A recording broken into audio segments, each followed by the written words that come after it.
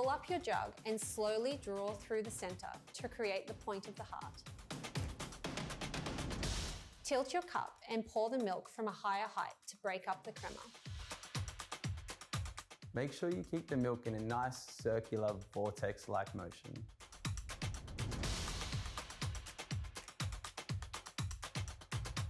Espresso should drop from the spouts at around 8 to 10 seconds. What we're looking for is a flow that looks like warm honey.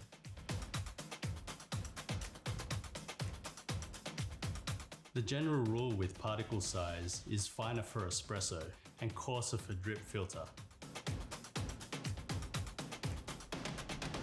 Lighter roast will retain more of the natural flavours of the bean, whilst darker roast will better represent more boldness and intensity.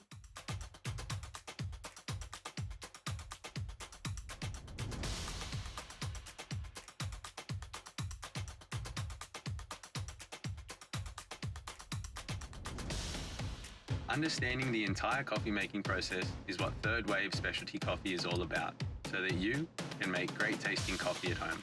Join us on the Sage Coffee journey.